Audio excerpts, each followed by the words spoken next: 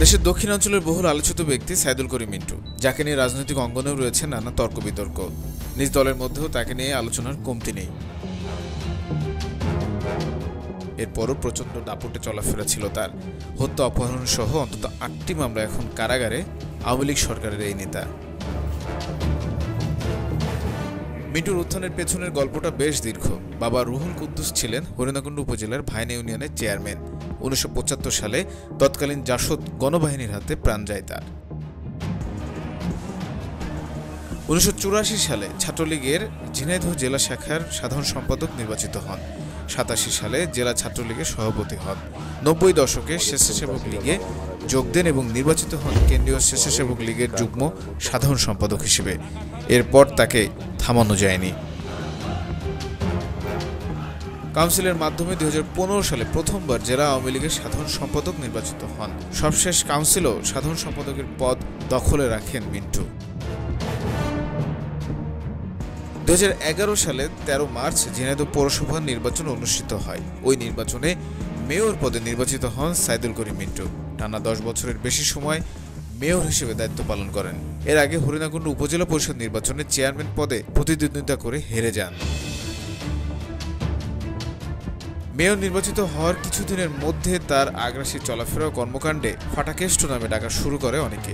সর্বত্র একচেটিয়া আধিপত্য ছড়িয়ে পড়ে তার। সময়ের সাথে পাল্লা দিয়ে ভাগ্যের চাকাও ঘুরতে থাকে। কিন্তু নিজ দলের অভ্যন্তরীণ দ্বন্দ্ব প্রকট আকার ধারণ করে। বিতর্কিত লোকগুলো ভিড়ে যায় তার কাছে। দলের নিবেদিতরা ছিটকে পড়ে। তোষামতকারীরা বিপুল ধন সম্পদের মালিক বনে যায়।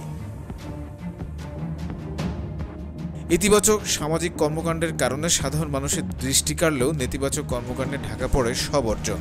দলীয় এমপি সহ গুরুত্বপূর্ণ নেতাদের সাথে দূরত্ব বাড়তে থাকে। চারদিকে সমালোচনার ঝড় শুরু হয়। আঙুল ফুলে যখন কলাগাছ, মিন্টুর পতনের ঘণ্টাও বাজতে শুরু করে। প্রথম আঘাত আসে ২০১৯ সালে। পৌর শিশু পার্কের জমিতে সুপার মার্কেট নির্মাণ কাজে জড়িয়ে সমালোচিত হতে শুরু করেন। ২০২১ সালে ২৪ নভেম্বর মেয়র পদ হারান মিন্টু। পৌরসভার চেক জালিয়াতি মামলার আসামি করা হয় মিন্টুকে। ২০২৩ সালে মামলাটি করে দুদক। নানা কৌশলে পরিস্থিতি সামাল দেওয়ার চেষ্টা করেও লাভ হয়নি। ২০২৪ সালে সংসদ নির্বাচনে ঝিনাইদহ ২ আসন থেকে দলীয় মনোনয়ন চেয়ে ব্যর্থ হন। হাসিনা সরকার পতনের মাত্র ২ মাস আগে ২০২৪ সালের ১১ জুন ঝিনাইদহ ৪ আসনের এমপি আনারুল আজিম আনার হত্যার ঘটনায় রাজধানীর ধানমন্ডি থেকে গ্রেপ্তার করা হয় মিন্টুকে।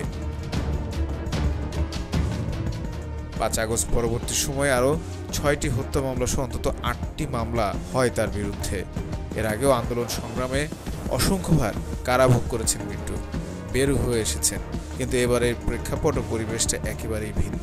কবে মুক্তি মিলবে নেই সেই নিশ্চয়তা।